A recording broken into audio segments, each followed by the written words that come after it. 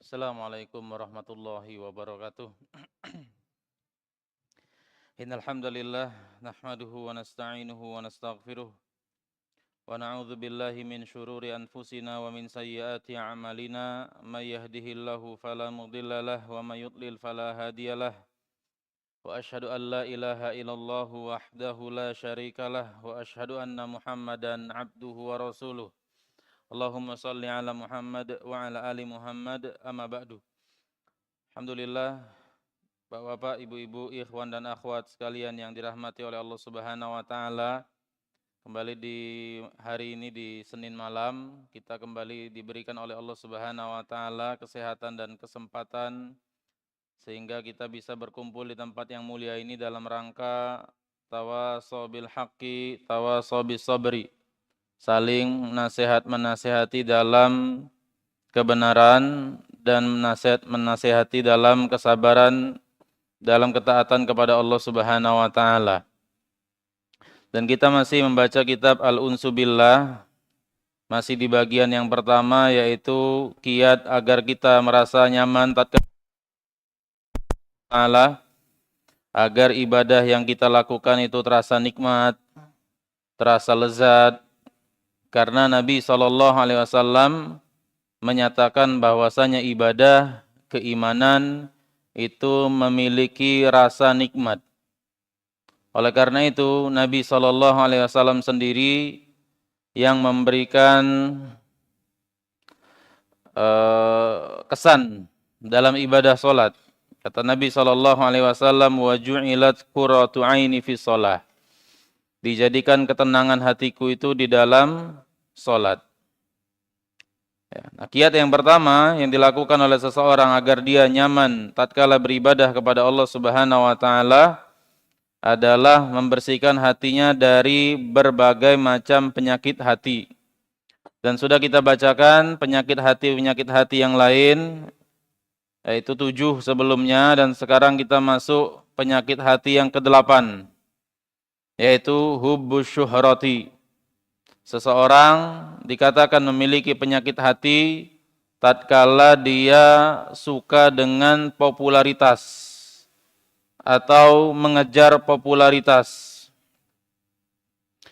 Yaitu di sini disebutkan wa huwa yas'a al-insanu li syuhrati nafsihi. Seseorang itu melakukan usaha agar dirinya terkenal dan orang-orang banyak menyebutnya bila qasdin sahihin min dzalik, tanpa alasan yang dibenarkan untuk melakukan hal tersebut. Dan para salaf mengatakan ma sadaqallahu 'abdun ahabba syuhratah. Tidak mungkin seseorang itu tulus dalam hubungannya kepada Allah Subhanahu wa taala, tidak mungkin ikhlas seseorang yang menyukai popularitas.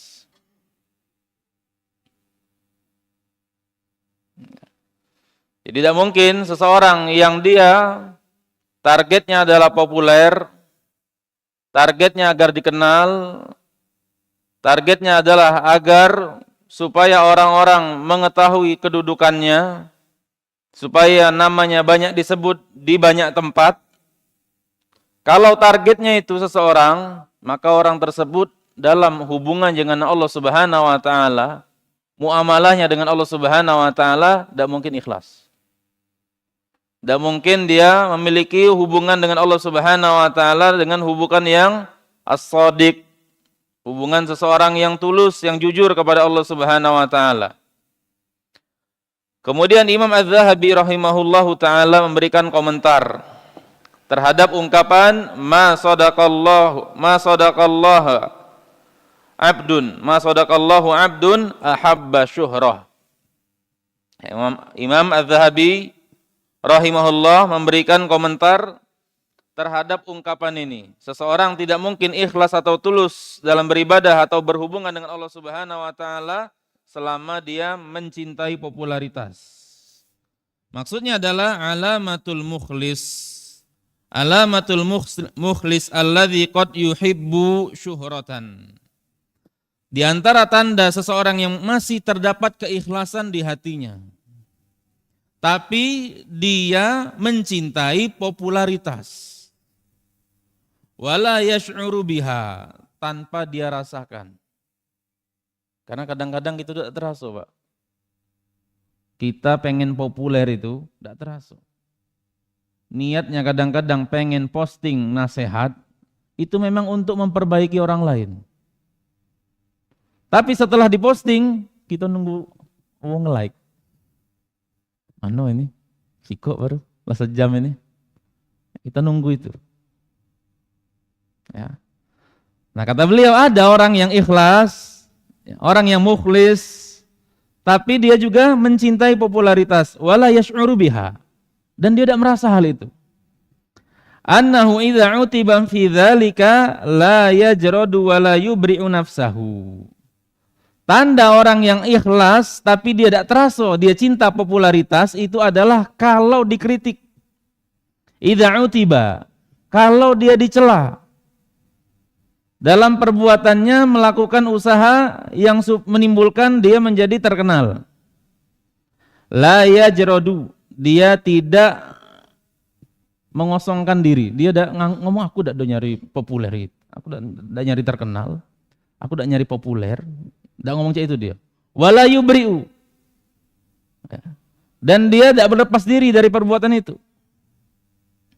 Bal ya'tarifu. Dia ngakui. Tatkala seseorang foto dengan ustadz. Dia foto dengan seorang ustadz itu karena mencintai orang soleh. Kemudian diposting. Apa tujuannya posting? Ya. Apa tujuan diposting? Bisa jadi berubah sudah. Tujuan dia bukan lagi mencintai orang soleh tersebut, tapi pansos. Ya. Supaya Masya Allah, dia putus sama Ustadz Syafiq. Ya. Dia putus sama Ustadz Piranda. Dia putus sama Syekh Fulan. Masya Allah. Ya. Punya kedekatan dengan tokoh-tokoh. Demikian juga seseorang foto dengan gubernur, foto dengan menteri, foto dengan pejabat ini, diposting. Apa tujuannya? Tentu aroma pansos itu kuat sekali di situ. Aroma seseorang itu ingin panjat sosial supaya dia dilihat oleh orang lain bahwa dia ini bukan orang biasa. Dia punya akses ke kalangan pejabat, dekat dengan para kalangan pejabat mau foto sama dia, masuk duduk seruangan dengan pejabat. Ini bukan orang sembarangan, bisa duduk-duduk bareng menteri, bisa duduk-duduk bareng ustadz, bisa demikian dan demikian. Nah dinasehati seperti itu, ngapa kok pasang foto? Apa tujuan antum pasang foto itu? Kemudian dia mengatakan, iya Masya Allah, jazakallah khair, sudah nasihati ana. Iya, ada perasaan memang pengen supaya dilihat oleh orang lain dekat sama Ustadz Kibar. Nah itu, al-mukhlis yuhibbu syuhrah la yash'uru biha. Seseorang yang ikhlas dan dia tidak terasa ternyata dia cinta popularitas, tapi tidak terasa. Tandanya adalah tatkala dia dapat kritik, dia tidak berlepas diri. Dia akui salah. Wa yaqulu rahimahullah man ahda ilayya uyubi. Dia malah mengatakan semoga Allah merahmati bagi siapapun yang menunjuki di mana titik kesalahanku. Wala yakun mu'jaban binafsih, dan dia tidak merasa bangga dengan dirinya, tidak merasa ujub. La yash'uru bi'uyubiha, tanpa dia merasa bahwasanya dia punya aib. Ini sering terjadi. Ya, terutama di kalangan orang-orang yang kenal agama, orang yang ngaji, bahkan orang yang berilmu. Tatkala dinasehati, nolak. Karena aku tidak merasa aku ujub. Karena aku tidak merasa aku tidak ikhlas. Karena aku tidak merasa aku demikian dan demikian. Bela. Itulah indikasi dia tidak ikhlas. Ya. Oleh karena hati-hati kita. Penyakit seperti ini tidak terasa ini masuk. Kita dinasihati oleh kawan-kawan kita bahwasanya kita sombong, bahwasanya kita itu meninggikan diri, pengen unggul dibanding orang lain. Kalau orang-orang yang tidak pengajian, pengen unggul dari sisi duniawi, pengen terlihat lebih kaya, lebih mewah, lebih elegan. Kalau orang pengajian, setan membisiki dari sisi yang lain. Pengen terlihat lebih berilmu, lebih dekat dengan ustadz, lebih zuhud, dan lain-lain. Bal la yash'uru annahu la yash'ur. Nah ini lebih parah kondisinya. Dia tidak merasa kalau dia tidak merasa. Fa inna hadza da'un muzminun. Ini adalah penyakit yang menahun. Kalau sampai orang sakit tapi tidak merasa sakit, nah ini susah nasihatnya. Kalau seseorang sombong tapi tidak merasa sombong, nah ini susah ngomonginya. Orang ujub tapi tidak merasa ujub. Orang takabur tapi tidak merasa takabur. Dia bela diri, susah dinasihati orang-orang seperti ini. Oleh karena itu kita berlindung kepada Allah Subhanahu wa taala, jangan sampai kita dijadikan oleh Allah Subhanahu wa taala orang itu takut nasihati kita. Ya. Takut orang nasihati kita, dia agak tersinggung. Dia agak marah, dia agak benci dengan aku. Kita berlindung kepada Allah Subhanahu wa taala. Karena kalau kita kondisinya seperti itu, mana kita tunjuk ke kesalahan kita, siapa yang bakal nasihati kita? Kalau kita di posisi kita merasa kita ini orang yang tidak punya masalah.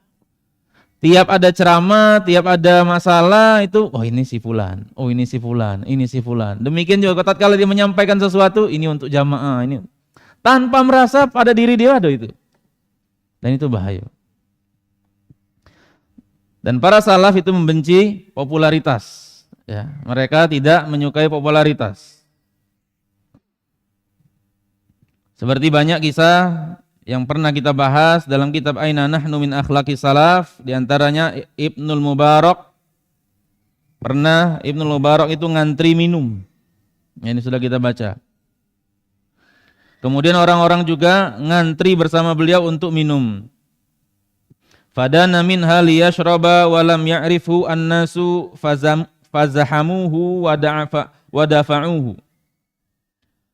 Kemudian dia mendekat di antrian minum, di tempat minum, kemudian orang-orang juga pengen minum.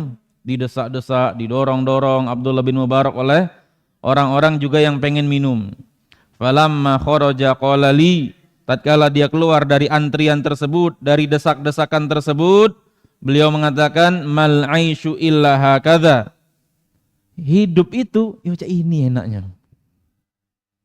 Ya, hidup itu seperti inilah enak kondisi hidup. Yakni haitsu lam nu'raf walam nuqar. Yaitu tatkala ada yang mengetahui kita, ada yang memuliakan kita. Kita dianggap orang seperti kondisi biasa, Be. Ya. Dan oleh karena itu, jangan kita tergesa-gesa juga untuk jadi populer. Ini saya nasihatkan bagi ikhwan-ikhwan yang mengelola akun dakwah. Apapun namanya. Mau nama pribadi, mau nama apa misalnya, Ikhwan Salaf, apalah pokoknya namanya itu. Banyaknya follower itu membuat seseorang kadang-kadang sombong. Ya. Ustadz ini lebih dikit followernya dari aku. Tidak layak aku nerima nasihat dari dia di ranah sosial media. Karena aku di sini lebih senior dibanding dia. Ya. Dan terjadi seperti itu. Tatkala antum merasa besar, antum sulit untuk belajar. Ya, antum sudah ditokohkan orang, dianggap orang berilmu, ternyata ngaji belum lancar. Kapan antum nak ngaji antum malu? Inilah kepalang tanggung. Dituduh oleh orang sudah memiliki ilmu, sudah terkenal, ngelola akun dakwah, followernya ratusan ribu. Ternyata ngaji Iqra 1, malu. Itu bisa menghalangi seseorang. Antum dikenal sebagai seseorang sudah berbicara di sini. Ternyata di level tertentu ilmu-ilmu dasar bahasa Arab belum bisa. Baca kitab baru mau mulai. Kemudian terlihat mau daftar, malu. Sudah diustadkan oleh sebagian orang. Ya. Tatkala seseorang itu punya posisi, itu cenderung lebih sulit untuk dia mendapat banyak kebaikan. Makanya Umar bin Khattab mengatakan, tafaqqahu qabla an tasudu. Belajarlah kalian sebelum kalian ditokohkan orang. Kalau sudah ditokohkan orang berat. Ya. Kemudian para ulama juga menasihati, Abdullah bin Mubarak mengatakan, kum muhibban lil khumul. Jadilah engkau seseorang yang cinta dengan kesendirian, tidak populer maksudnya. Karahiyatan syuhrah, karahiyata syuhrah, dan benci dengan popularitas. Wala tudhir min nafsika annaka tuhibbul khumula. Tapi jangan kau tampakkan kepada orang kalau kau tidak senang terkenal. Ya. Ditampakkan kepada orang bahwa dia itu zuhud dari popularitas, menyendiri, pendiam. Padahal di jiwanya bergelung, ini rasanya pengen ngobrol tapi ini supaya cool dijinguk wong. Supaya kejingoan wong yang tidak senang populer, mojok situ bela aku. Tidak boleh juga. Fatarfa nafsaka, sehingga fatarfa'u nafsuk. Sehingga dengan engkau tidak senang terkenal tadi dilihat oleh orang, justru engkau jadi tinggi di mata orang. Jangan cek itu. Itu nasihat para ulama kita tentang bahwa jauhi popularitas. Namun ada popularitas yang boleh. Ada di mana kita itu boleh menjadi seseorang yang dikenal oleh orang lain. Fahubu syuhrati qad la yaslamu minhu al-katsiru minan nas. Namun kadang-kadang, cinta popularitas itu tidak banyak orang yang selamat. Wa hiya la takunu madhmumatan idza kana maqsadi sahibiha hasanan. Dan cinta atau ingin populer itu bisa jadi tidak tercela kalau tujuan orang tersebut adalah baik. Wa dzalika bi alla yuridu minha illa naf'an nas. Yang dia inginkan dari popularitasnya adalah agar dia bisa membagikan manfaat kepada banyak orang. Wa tablighul ilmi an-nafi lahum, dan menyampaikan ilmu yang bermanfaat untuk mereka. Li'anna an-nasa la yuqbiluna 'ala man yajhaluna, karena orang itu tidak akan menerima ucapan seseorang yang tidak mereka kenal. Ya. Misalnya antum di masyarakat,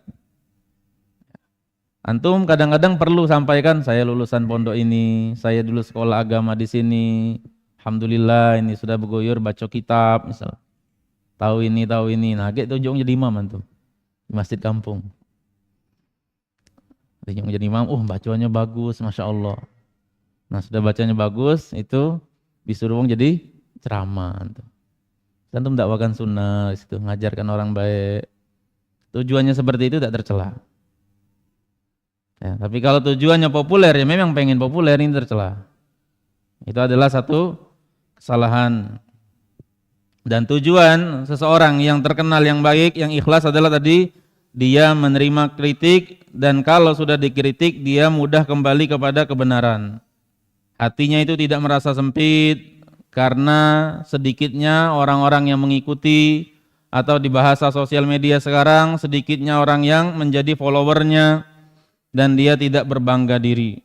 Nah, kalau seseorang merasa senang, wa idza ra'aita nafsaka tafrahu wa ta'nasu, apabila engkau melihat jiwamu itu merasa bahagia, merasa nyaman tatkala banyak orang mengelilingimu, menyalamimu, mengucapkan salam denganmu saat engkau pergi kemanapun, maka tanyakan dirimu dengan dua hal. Ya. Apakah kesenanganmu itu seperti senangnya para artis, orang-orang yang terkenal? Kalau para artis itu kan yang dicari memang terkenalnya. Semakin mereka terkenal, semakin mereka populer dengan masyarakat, jadi banyak bahan pembicaraan, makin banyak penggemar, maka job semakin banyak. Artinya permintaan banyak. Permintaan tentang diri dia agar banyak sering terlihat itu semakin banyak, maka ini juga job semakin banyak. Nah, apakah engkau senang terkenal karena itu? Atau engkau senang karena terkenal, manusia itu mengambil banyak manfaat darimu. Misalnya antum menulis buku, kemudian ada yang nyodorin kepada antum, tolong tanda tangani buku ini dari penulisnya. Kalau antum merasa senang, Masya Allah, Alhamdulillah, ada nyangko ilmu aku yang kutulis, yang kusampaikan sampai ke wong-wong ini. Syukur kepada Allah Subhanahu wa Ta'ala. Nah, kalau senang dengan usaha kita menyebarkan ilmu seperti ini tercela. Ya. Fa in kana al-awwalu faraji' nafsaka wa aslih niyataka wa sarirataka. Kalau kondisi kita yang pertama, maka koreksi kembali diri kita, benari kembali niat kita, dan perbaiki lagi kondisi batin kita. Dan kalau niat yang pertama itu tidak masalah sama sekali. Nah, ini selesai tentang 8 penyakit hati. Ya. Dan yang terakhir ini adalah penyakit di zaman sekarang. Banyak orang senang populer, dikenal oleh orang lain. Nah, dari 8 penyakit ini, inilah kondisi manusia. Kondisi manusia itu sakit hatinya. Manusia berpeluang mendapatkan penyakit hati. Dan misalnya salah satu dari 8 penyakit hati ini ada pada dirinya, maka semakin disitulah berkurang kondisi kesempurnaan keimanan. Semakin banyak dari 8 ini, semakin besar porsi keimanan yang hilang. Semakin besar porsi kenyamanan bersama Allah Subhanahu wa Ta'ala itu hilang. Ya. Dan bisa jadi seseorang itu kadang-kadang dia rajin ibadah, tapi ibadahnya dia rasa kering. Seorang itu kalau ke masjid rajin dia. Ya, ke masjid 5 waktu tak lewat. Tapi belum tentu orang ini termasuk orang yang al-unsu billah. Orang yang merasa nyaman dengan Allah Subhanahu wa Ta'ala. Bisa jadi kering hatinya. Ya. Bahkan kita lihat sebagian masyarakat itu lebih khusyuk orang awam. Lebih duluan datang ke masjid. Sebelum azan tiba, mereka sudah duluan duduk di masjid, sholat, berdoa, zikir. Tatkala dapat nasihat itu bergetar hati mereka, merinding mereka mendengar cerita tersebut. Banyak orang-orang awam kita mendapati cerita demikian. Ya. Mendengar cerita tentang dahsyatnya neraka jahanam yang memiliki 70.000 tahun kekang, ngeri dia. Terasa takut. Mendengar cerita para ulama yang meninggal demikian dan demikian, itu merasa gemetar dada mereka. Itu banyak terjadi pada orang awam. Oleh karena itu Syekh Muhammad bin Shalih Al-Utsaimin mengatakan, terkadang khusyuk, ketaatan, semangat dalam beribadah itu banyak dijumpai pada orang awam, yang hilang pada kalangan thalabul ilmi.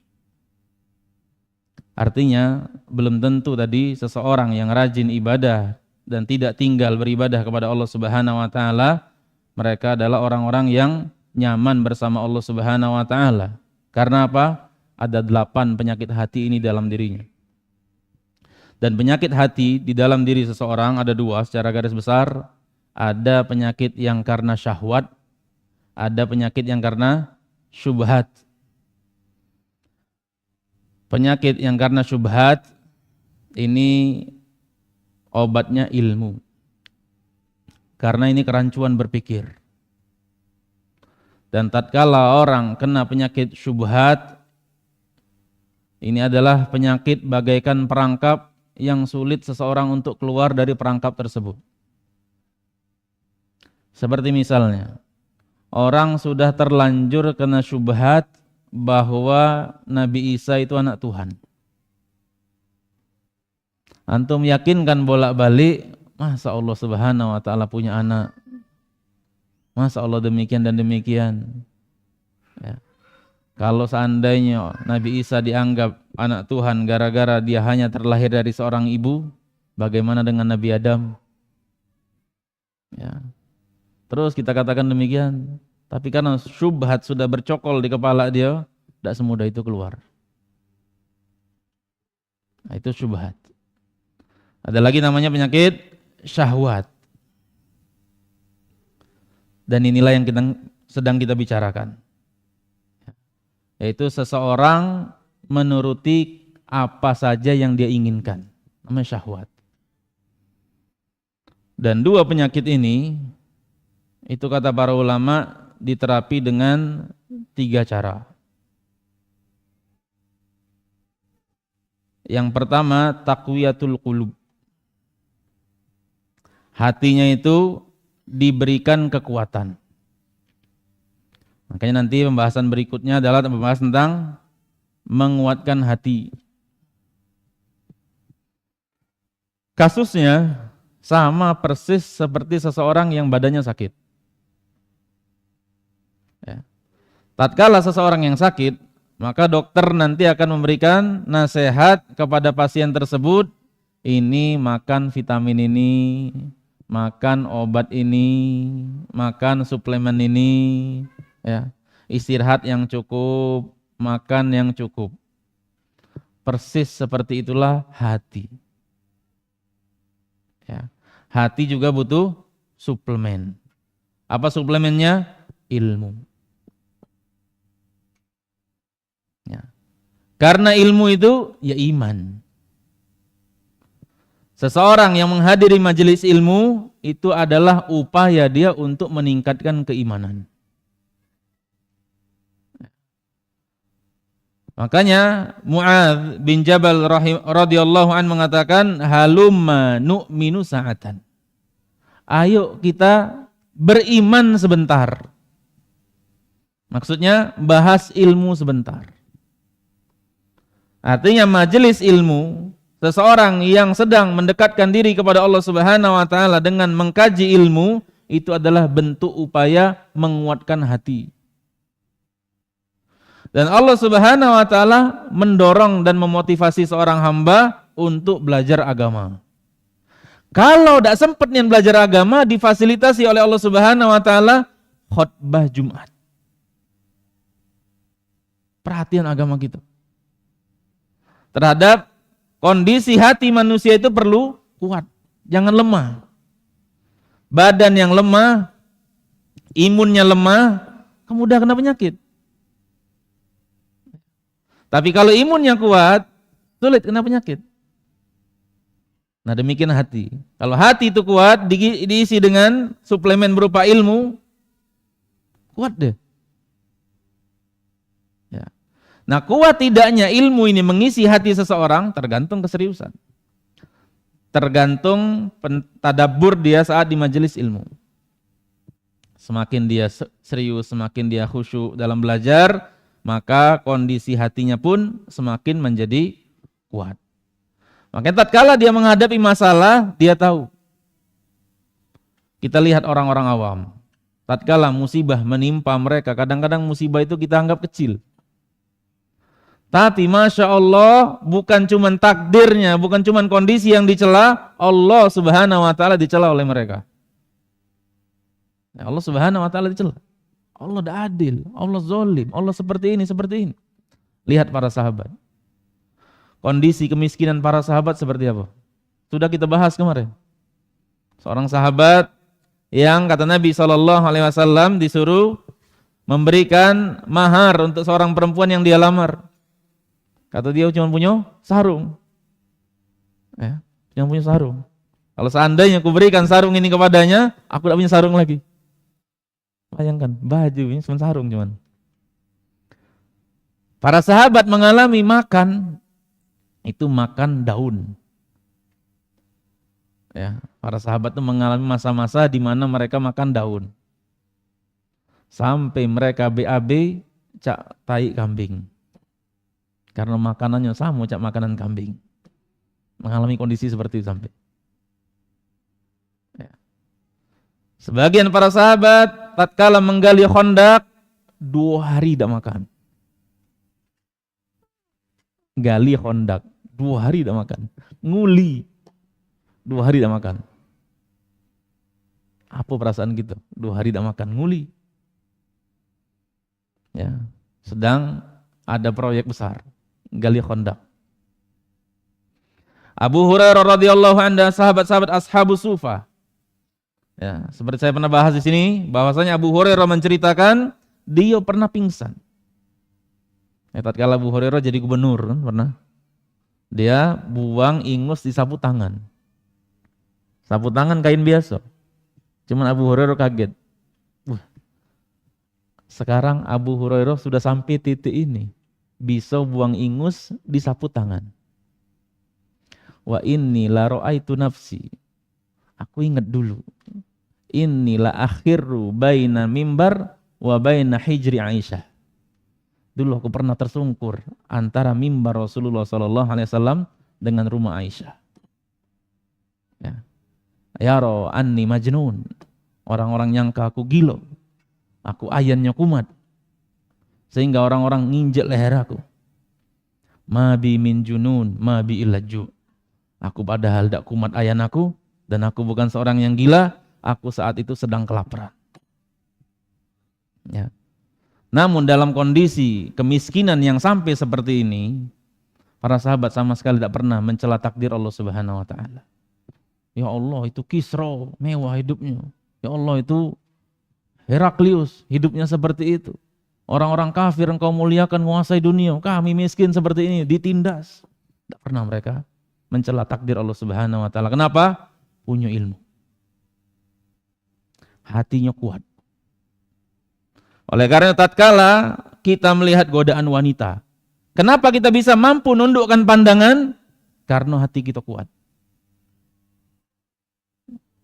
Kenapa tatkala godaan korupsi, ya, godaan kita ngambil uang tambahan, itu mampu kita tolak? Karena hati kita kuat. Kita tahu ilmunya ini salah. Kita tahu bahwasannya rezeki itu akan didapatkan oleh seseorang baik dengan cara yang halal maupun cara yang haram, sama. Tahu kita. Nah, karena ilmu itu menguatkan hati. Nah, kalau orang sudah males juga hadir di majelis pengajian sampai di titik itu, Allah sediakan khutbah Jumat. Nah, ini jadi masalah khutbah Jumat hidup pula lah kau.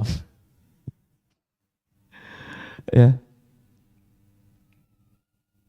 Nah, kemudian yang kedua, kiat supaya hati itu jadi sehat, jadi kuat, yaitu menghindari pantangan. Ya, menghindari pantangan. Sama seperti orang sakit. Bapak sakitnya ini, pantangannya tidak boleh makan ini, tidak boleh makan ini, tidak boleh makan ini. Kalau dilanggar pantangan ini, sakit lagi. Nah, kira-kira apa pantangannya kita? Apa pantangannya? Maksiat. Maksiat. Tatkala seseorang maksiat, maka dia melanggar pantangan hatinya jadi sehat. Dan sifat dari maksiat itu narik. Biasanya kalau seseorang melakukan maksiat, dia akan melakukan maksiat berikutnya. Itu karakternya seperti itu. Kenapa demikian? Karena saat seseorang melakukan maksiat, imannya turun. Nah, saat imannya turun, potensi datang maksiat berikutnya besar.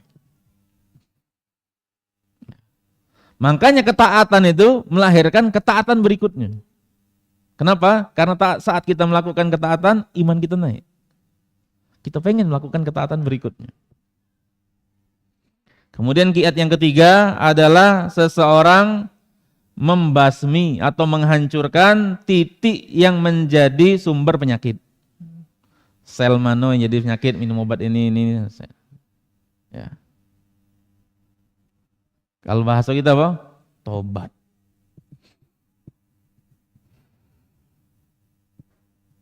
Makanya kata Allah Subhanahu wa taala, innal hasanat yudhhibna sayiat. Sesungguhnya perbuatan baik itu menghapus perbuatan atau menghapus catatan atau menghapus dosa. Innal hasanat yudhhibna sayiat. Sesungguhnya perbuatan baik itu menghapus dosa. Apa? Tobat.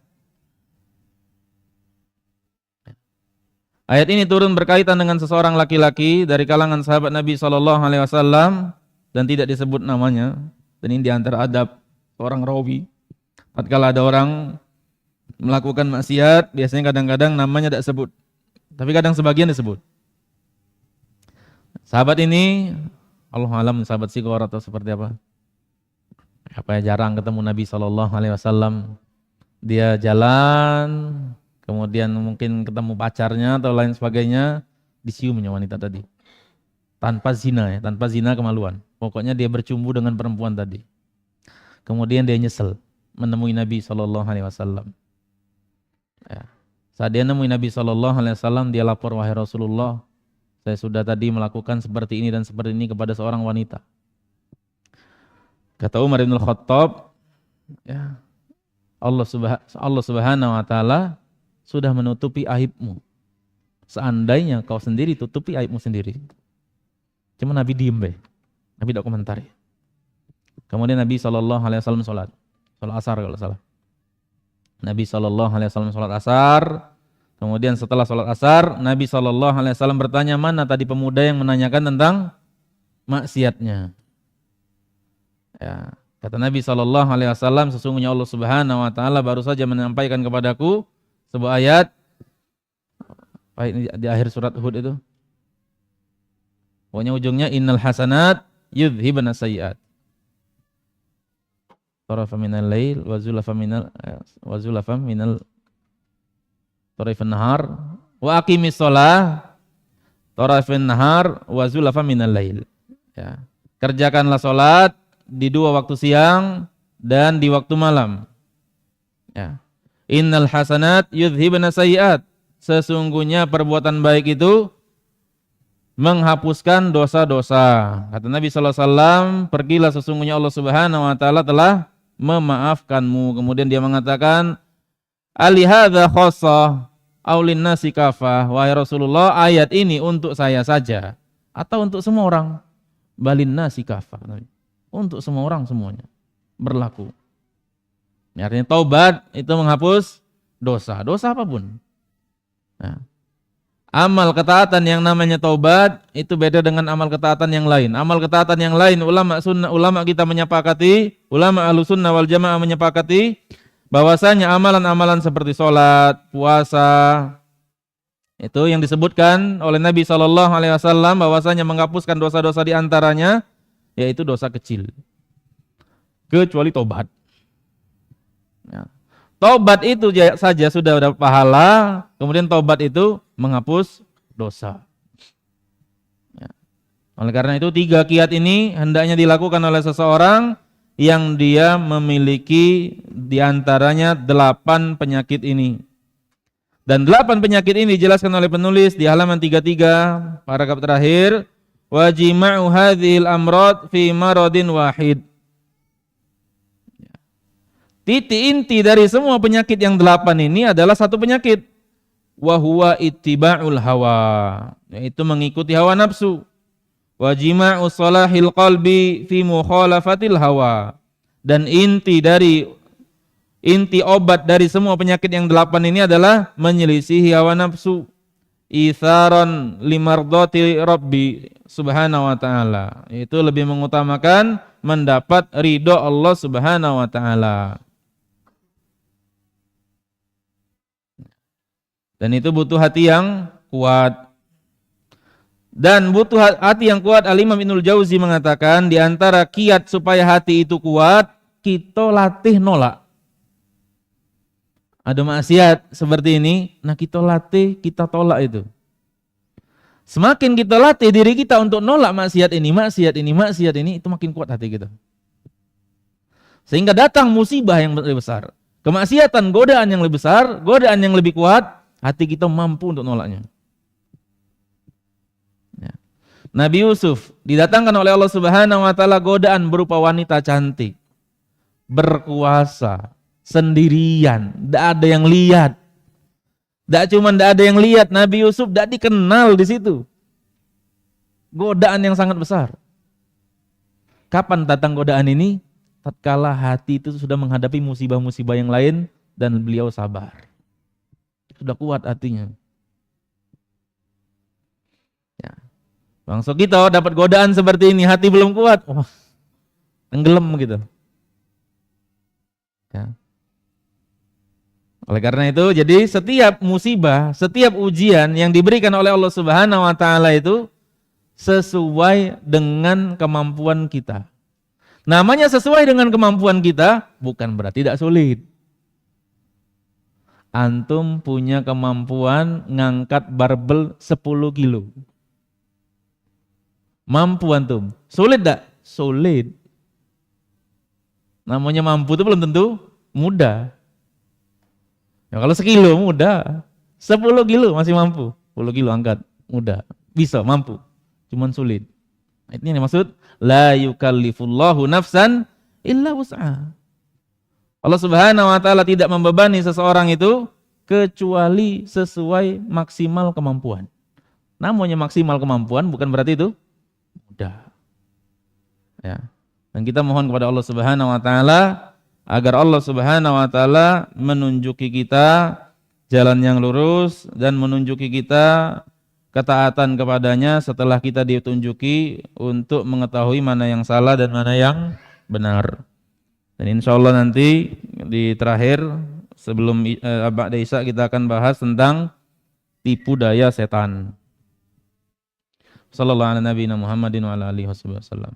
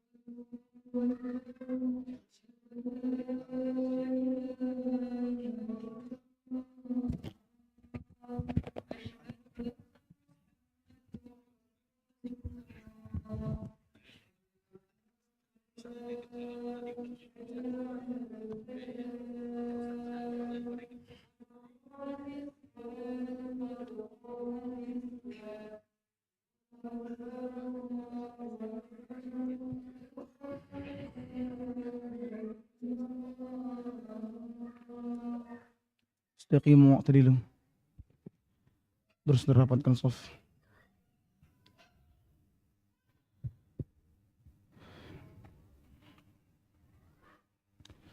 Allahu Akbar.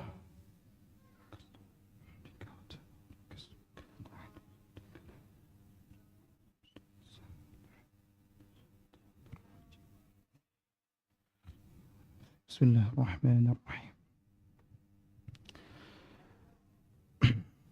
Alhamdulillahi Rabbil Alamin. Ar-Rahmanir Rahim. Maliki yawmiddin. Iyyaka na'budu wa iyyaka nasta'in. اهدنا الصراط المستقيم صراط الذين أنعمت عليهم غير المغضوب عليهم ولا الضالين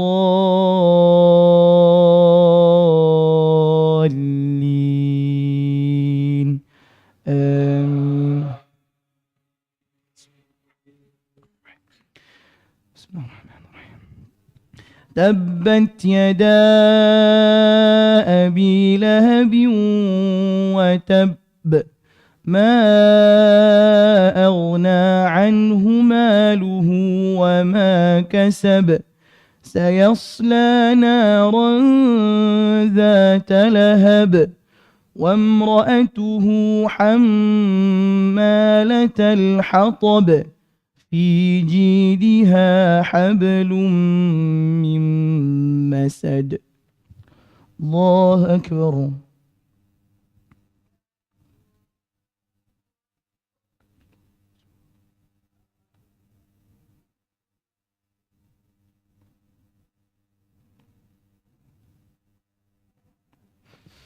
سمع الله لمن حمده.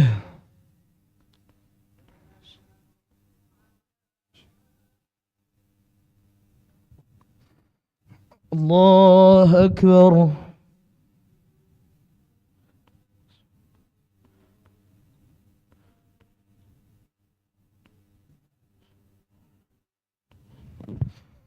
الله أكبر.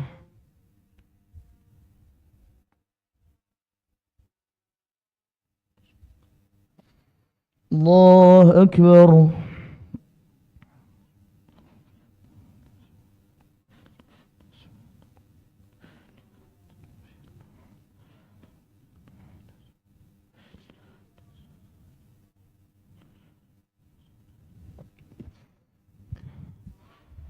الله أكبر. بسم الله الرحمن الرحيم. الحمد لله رب العالمين الرحمن الرحيم مالك يوم الدين إياك نعبد وإياك نستعين اهدنا الصراط المستقيم صراط الذين أنعمت عليهم غير المغضوب عليهم ولا الضالين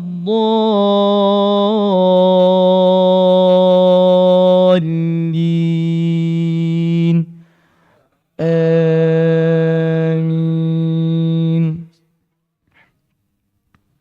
قل هو الله أحد الله الصمد لم يلد ولم يولد ولم يكن له كفوا أحد. الله أكبر.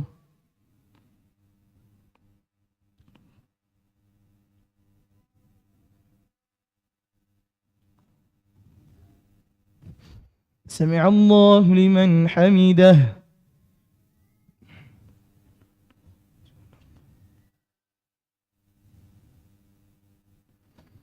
الله أكبر.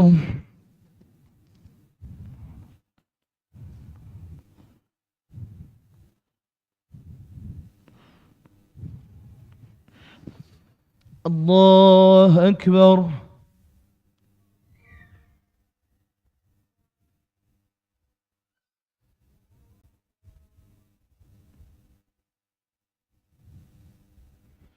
الله أكبر.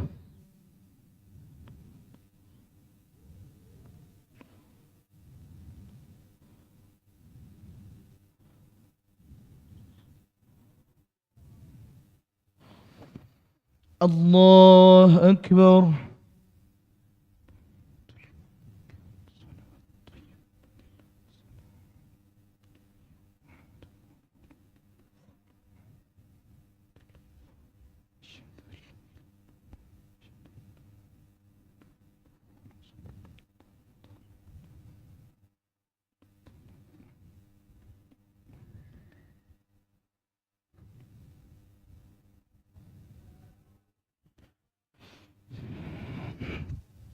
الله أكبر.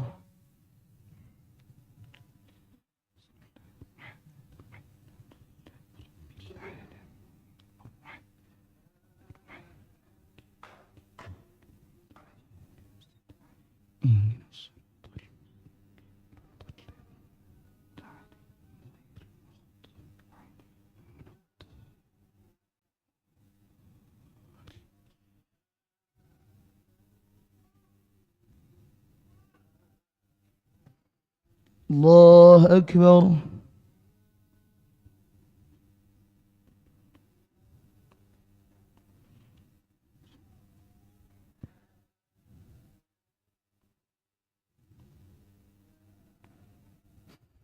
سمع الله لمن حمده.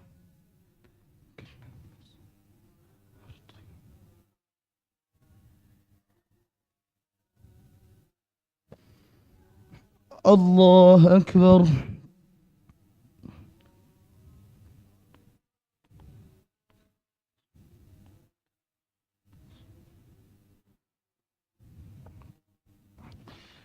الله أكبر.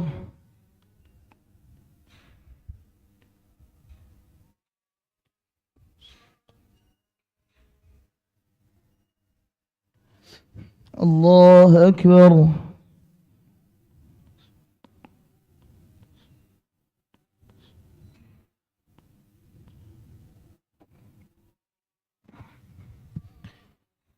الله أكبر.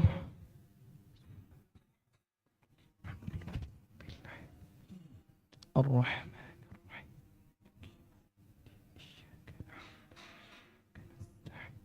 اهدنا الصراط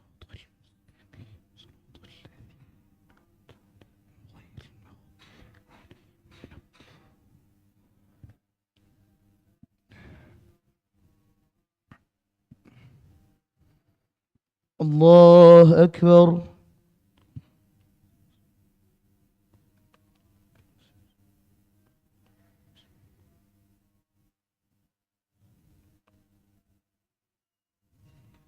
سمع الله لمن حمده.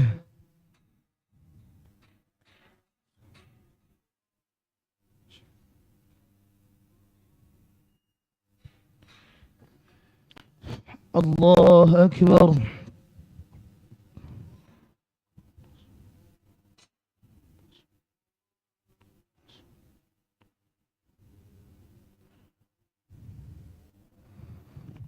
الله أكبر.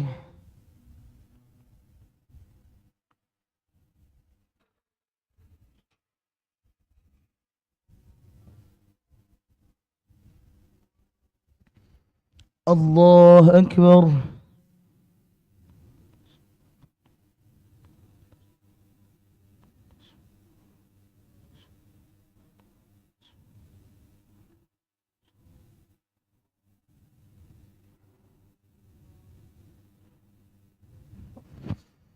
الله أكبر.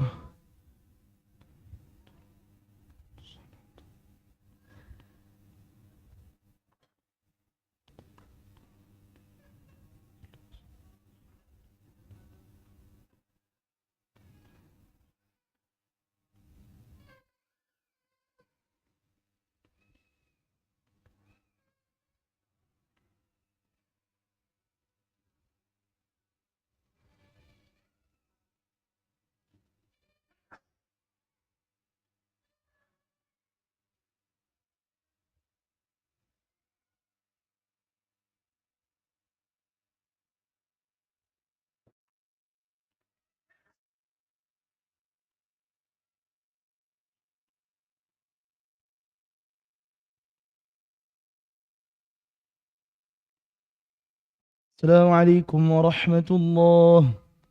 السلام عليكم ورحمة الله.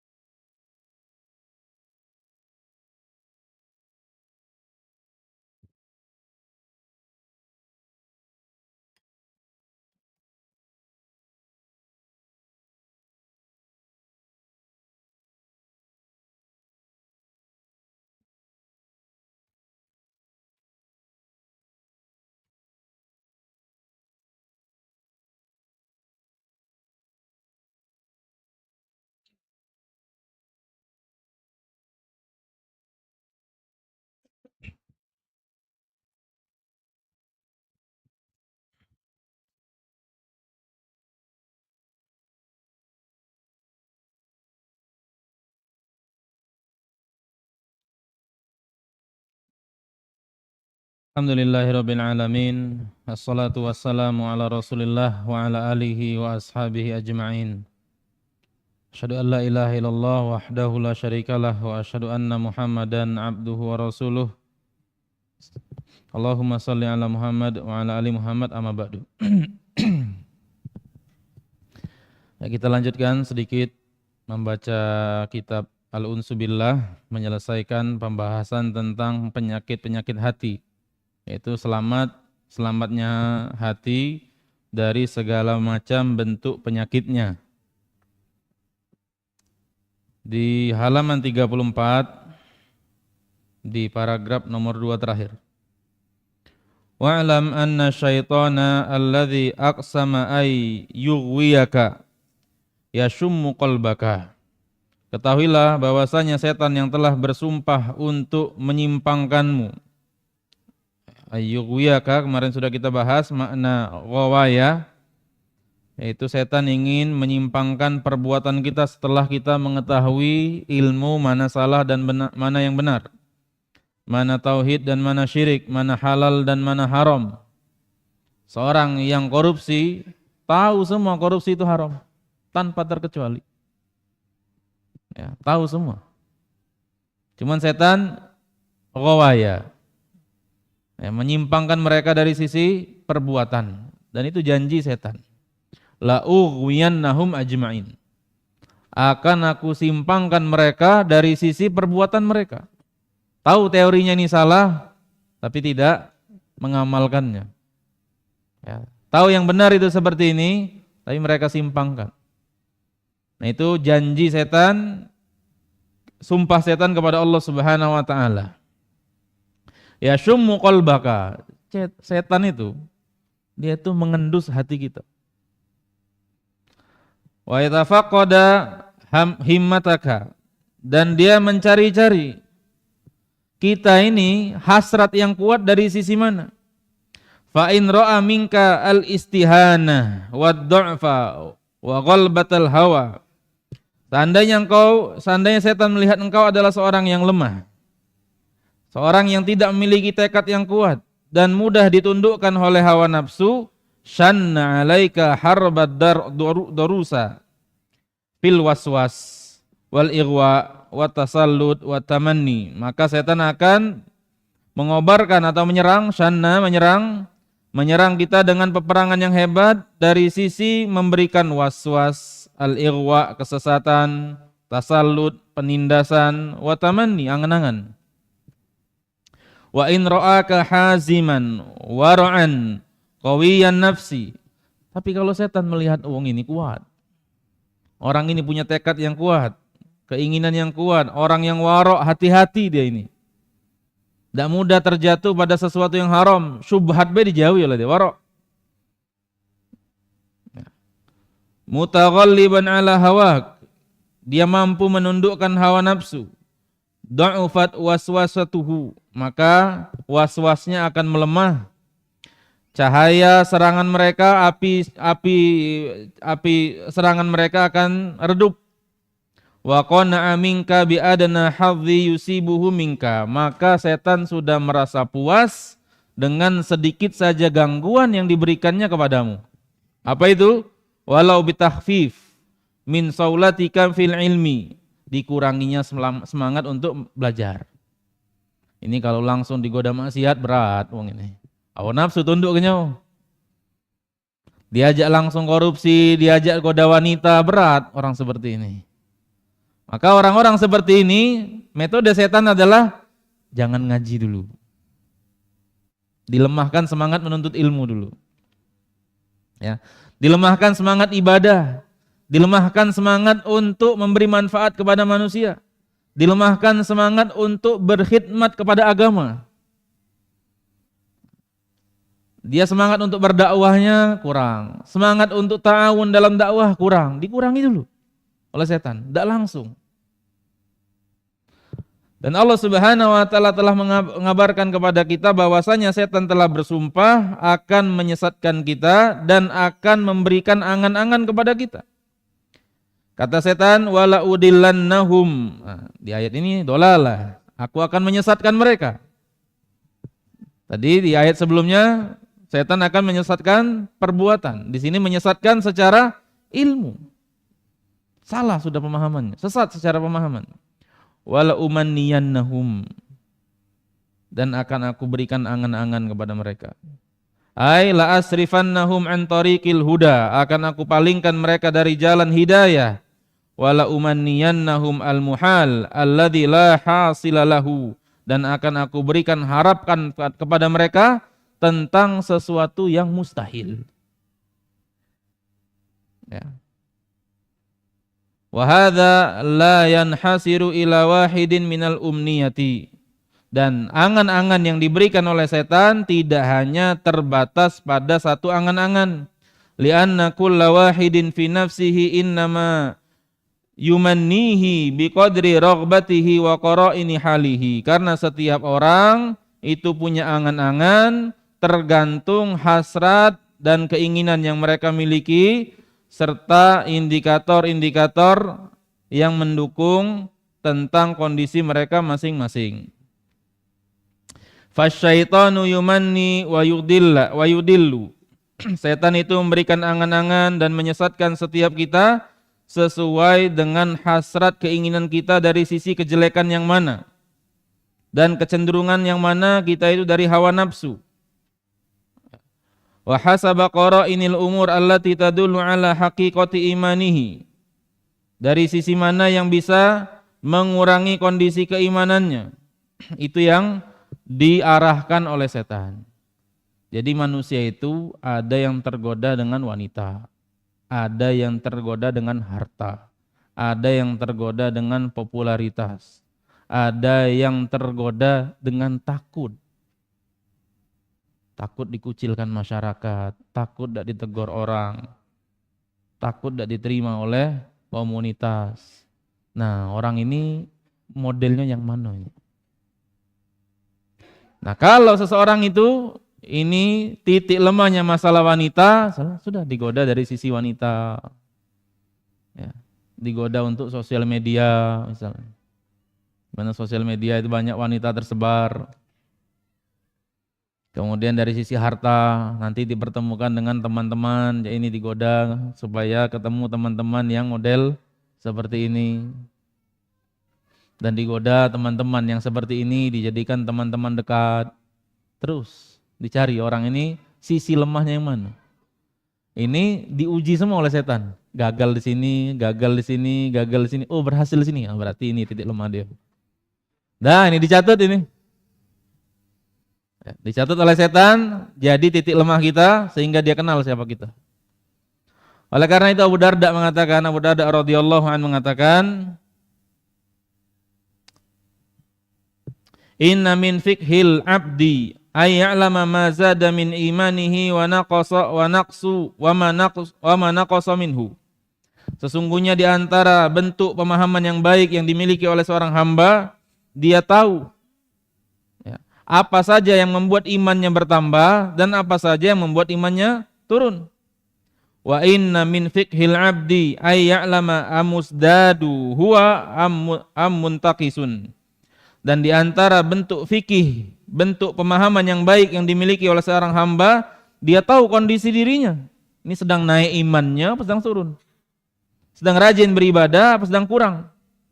Wa inna min fiqhil abdi ay ya'lama nazaghati syaitan anna ta'tihi. Dan di antara bentuk fikih, bentuk fakihnya seorang hamba, dia tahu dari sisi mana setan masuk pada dirinya. Ya. Setan masuk dari dia dari senang malas-malesan. Ya. Setan masuk dari dirinya kalau ketemu dengan si fulan. Setan masuk dari dirinya kalau jalan yang ini tahu. Aku biasanya kalau kesini, kalau masalah ini turun iman. Nah, sehingga dia tahu dari sisi ini aku tidak galak nempuhnya. Titik inilah yang aku paling hindari. Karena lewat dari titik ini setinggi-tinggi apapun iman, kalau sudah ketemu itu turun. Kadang seseorang itu imannya naik, Tatkala sekali saja dia melihat wajah wanita, turun terus. Masya Allah cantik. Sudah itu. Jadi dengar musik, jadi main game, jadi nonton-nonton yang tidak benar, gara-gara melihat wajah. Ya. Ada kadang-kadang lewat jalan yang lain. Oleh karena itu, Umar ibn Khattab kalau salah pernah mengatakan, kami itu kadang-kadang dari 10 peluang untuk melakukan yang halal, itu kami ambil cuma 1. Ya.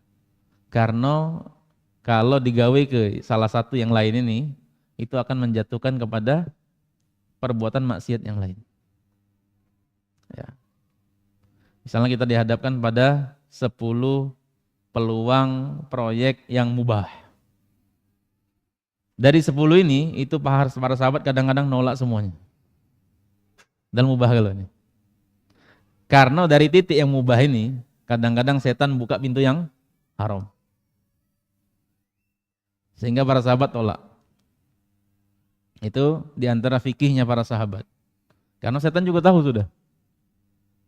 Karena setan sudah juga pasang perangkap. Setan itu masang perangkap kepada kita tidak langsung dengan cara yang kita melakukan maksiat. Makanya kata Imam Ibnu Qayyim rahimahullah, setan itu kan bertahap menggoda seseorang. Pertama orang itu goda dengan syirik. Ya. Kalau tidak mempan dengan dosa besar. Kalau tidak mempan dengan dosa kecil. Kalau tidak mempan dengan mubah. Ya. Kalau tidak mempan lagi dengan ketaatan yang lebih tidak utama. Bayangkan, kita dihadapkan pada 2 ketaatan. Yang ini lebih utama, yang ini biasa. Setan rela goda kita supaya nggak ngerjakan ketaatan. Gawi yang ini, setan. Ya. Sampai seperti itu. Tidak langsung dia menggoda kita dengan sesuatu yang langsung haram. Ini gaya setan dalam menyesatkan anak-anak Adam.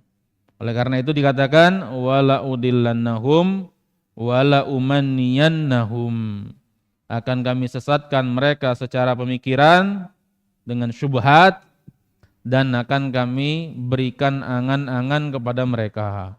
Angan-angan pengen kayo, angan-angan pengen punya istri 2, istri 3. Angan-angan begitu. Jadi bahan cerita kosong pokoknya, enggak habis-habis cerita itu. Ujung-ujungnya tidak manfaat, buang-buang waktu. Ya, dimasuk oleh setan dengan angan-angan. Anak-anak muda diajak setan ngomong tentang nikah. Oh, nikah ibadah ini. Mulai cerita tentang akhwat. Ya, jadi dibuka oleh setan dengan cara-cara seperti itu. Bagaimana mereka tidak kenal kita? Di antara raja mereka adalah iblis yang hidup sezaman dengan Nabi Adam. Ya, sudah tahu kalau itu trik-trik manusia. Manusia itu karakternya seperti apa, sudah tahu. Iblis diajar kelak ke bala tentaranya setan. Dan lebih beratnya lagi kita, setan ini tidak kelihatan. Ya, setan itu tidak terlihat oleh manusia, itu lebih berat lagi. Sehingga kita minta pertolongan kepada Allah. Dan seandainya Allah Subhanahu wa taala melepaskan kita, maka kita langsung bisa tersesat. Tadi saya katakan, sedetik gara-gara melihat wajah wanita. Rusak ibadah yang kita bangun sebulan di bulan Ramadan. Gara-gara lebaran ketemu mantan.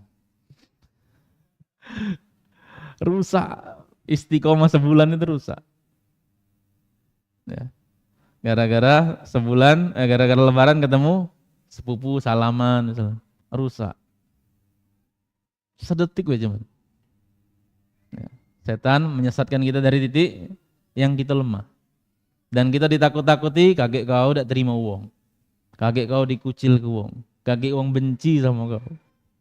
Lemah uang ini model-model kayak ini, takut dia. Masuklah dari situ setan. Ya. Padahal ahlu maksiat mereka juga pertama kali mengkampanyekan kemaksiatannya perjuangan. LGBT itu dulu dipermalukan, tapi mereka tahan. Akhirnya sekarang baru wong bingung dewe. Sampai saya lihat di Amerika itu orang nanya definisi wanita. Masya Allah. Definisi wanita ditanya ke wanita menurut kamu siapa? La haula wala quwata. Definisi sampai jawab ribet pokoknya. Kromosomnya XX ada. Ribet ya. Sampai seperti itu. Perjuangan mereka. Kita juga berjuang untuk mengenalkan syariat. Karena semakin orang banyak tersebarnya syariat ini orang kenal, maka bid'ah, kemaksiatan itu bakal padam, insya Allah. Nah, demikian mungkin apa yang bisa kita kaji pada kesempatan malam hari ini. Selanjutnya kalau ada yang ingin disampaikan silahkan.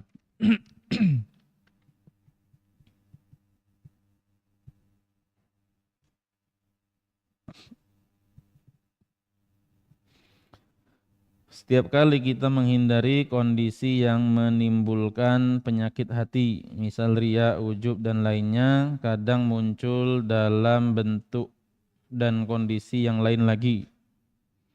Terus apa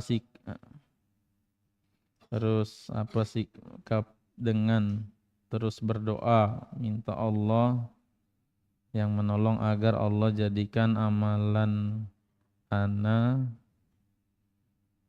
ikhlas dan ini. Ya berdoa ya. Intinya nangkep saya pertanyaan ini walaupun tidak terbaca tulisannya. Ya.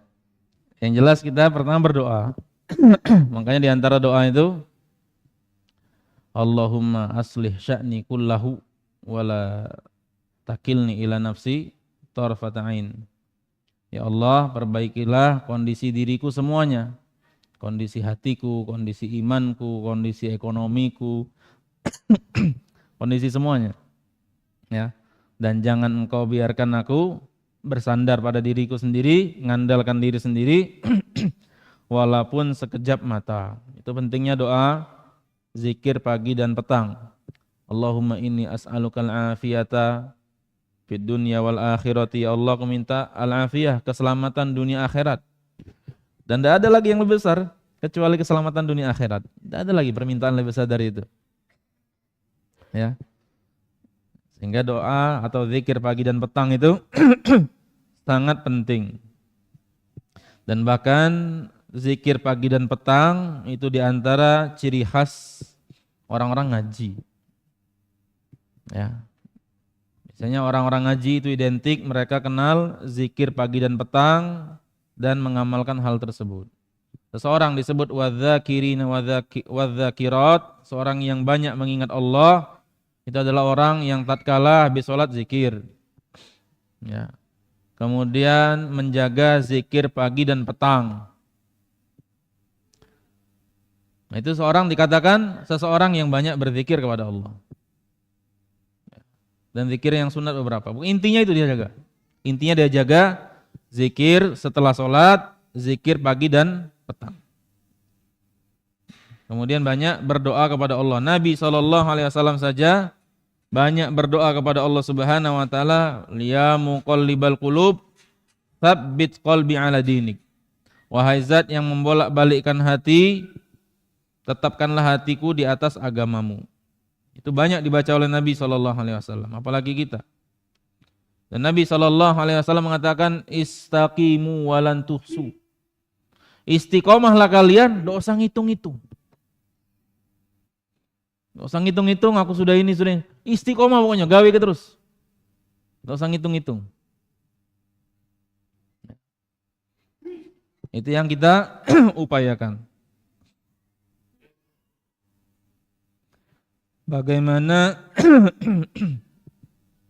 Bagaimana seharusnya saat kita disalami atau disujuti oleh orang-orang anak-anak didik kita atau anak-anak kecil, ada rasa tidak nyaman, juga tak ditolak tapi takut, bukan bagian dan akhlak yang baik. Apakah boleh memberi ya itulah intinya. Pokoknya pokoknya ya.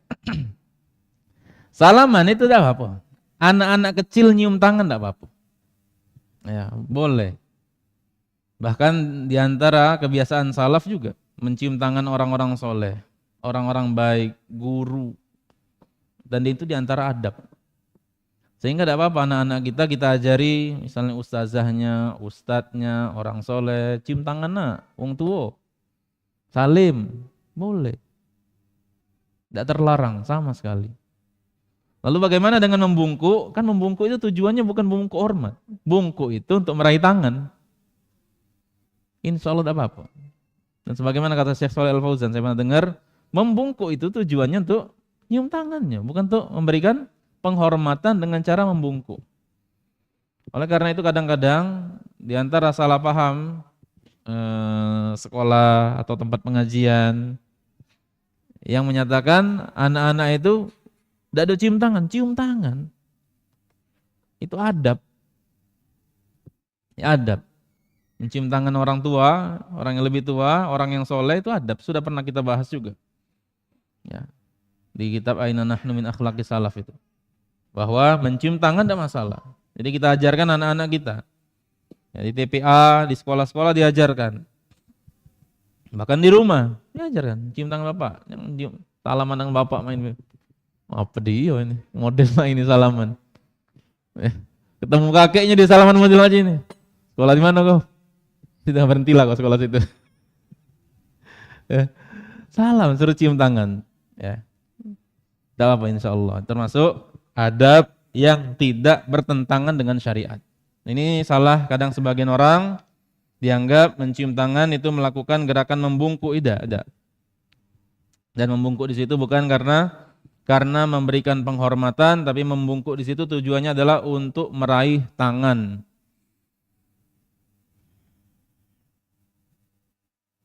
Jika selalu merasa bahwa kita selalu digibah, dibicarakan di belakang oleh seseorang yang memang pernah gibahi kita, namun sudah maafan, apakah ini termasuk dendam? Atau hati ana sedang sakit sehingga selalu suuzon?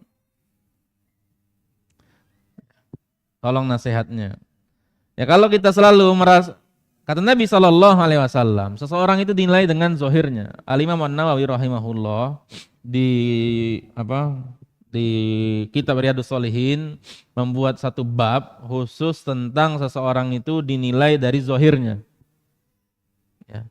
Dan Imam Nawawi memaparkan beberapa hadis, di antaranya hadis Usama bin Zaid yang tatkala seseorang itu masuk Islam, tatkala perang, ya, Usama bin Zaid dengan satu orang sahabat Ansor, kemudian orang ini sudah terpojok.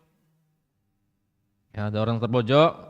Kemudian dia mengatakan la ilaha illallah. Sahabat tadi berhenti, Usama bin Zaid tetap bunuh. Di hadis yang lain di bab yang sama, seorang sahabat tangannya dipotong oleh musuhnya. Tangannya dipotong. Kemudian musuhnya itu terdesak ngomong la ilaha illallah. Boleh tak Rasulullah kebunuh? Tanganlah putus ini. Terus giliran ini ngomong la ilaha illallah. Tidak boleh kan Nabi. Sehingga seseorang itu dihukumi dengan zohirnya. Nah, zohir dari pertanyaan ini kan sudah maafan. Ya sudah, maaf-maafan. Sudah kita hukumi dia dengan zohir. Dia keinginan dia maafan, dia ingin memperbaiki diri, tidak lagi membicarakan kita dengan sesuatu yang buruk. Ya. Sudah, zohirnya seperti itu, sudah. Tidak perlu kita nyangko, ini masih di belakang aku, tahu dari mana. Ya, tidak perlu yang seperti itu. Kemudian seandainya pun kita digibahi seseorang itu tidak menurunkan kedudukan kita di sisi Allah. Ya, tatkala orang mencela kita, mencaci maki kita, menggibahi di belakang kita, kedudukan kita di sisi Allah ya semua itulah, tergantung ketaatan kita. Dan kata para ulama mengatakan siapa yang memperbaiki hubungannya dengan Allah, Allah akan memperbaiki hubungannya dengan sesama manusia. Sudah, fokus itu. Ya. Walaupun dia berusaha merusak hubungan kita dengan manusia, tapi kita memperbaiki hubungan kita dengan Allah, aman insya Allah. siapa disebutkan? Siapa yang sariratahu, ya Allah akan memperbaiki alaniyatahu. Siapa yang memperbaiki kondisinya saat dia sedang sendirian, nanti Allah akan bimbing dia saat di tengah keramaian supaya tidak salah, supaya tidak dipermalukan orang, supaya tidak dijelek-jelekkan orang. Saat dia sendirian, dia menjaga dirinya dalam kondisi taat kepada Allah Subhanahu wa taala, Allah bantu dia saat sedang keramaian. Ya, sehingga tidak perlu kita menjadikan ini satu permasalahan. Tutup kuping saja kita dengan permasalahan seperti ini. Digibai orang, itulah kondisi kehidupan. Kata Allah Subhanahu wa taala, waj'alna ba'dakum li ba'din fitnatan atasbirun, dan kami jadikan satu di antara kalian dengan yang lain fitnah, ujian. Atasbirun, apakah kalian mau bersabar? Ya. Jadi tidak kita permasalahkan, bahkan bisa jadi kita ada ghillun, ada ganjalan dengan orang tersebut gara-gara dia pernah punya latar belakang seperti itu hubungannya dengan kita, ya. Nah, demikian mungkin apa yang bisa saya bahas pada kesempatan malam hari ini. Mudah-mudahan Allah Subhanahu wa taala memperbaiki kita dan memberikan semangat untuk kita menyelesaikan kitab ini. Dan sudah selesai kita bagian pertama, al-marhalatul ula, salamatul qalbi minal amrad. Cara agar kita nyaman, kita merasa senang tatkala beribadah kepada Allah Subhanahu wa taala, sebagaimana senangnya para sahabat Nabi sallallahu alaihi wasallam tatkala mereka beribadah, atau senangnya Rasulullah sallallahu alaihi wasallam tatkala beliau sedang beribadah. Kiat yang pertama adalah bersihnya hati dari segala penyakit. Kemudian insyaallah pekan depan kita masuk marhalatus tsaniyah. Tingkatan yang kedua, at-ta'alluq billahi wal iqbalu alaih. Hati kita yang senantiasa terkait kepada Allah dan selalu memberi perhatian hanya kepada Allah Subhanahu wa taala. Demikian kita tutup majelis ini dengan doa kafaratul majelis. Subhanakallahumma wa bihamdika asyhadu an la ilaha illa anta astaghfiruka wa atubu ilaik. Assalamualaikum warahmatullahi wabarakatuh.